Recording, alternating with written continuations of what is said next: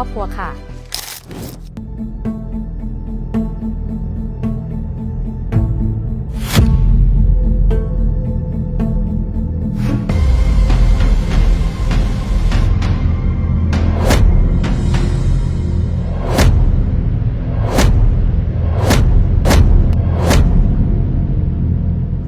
อันดับแรกเราต้องทำความเข้าใจก่อนว่า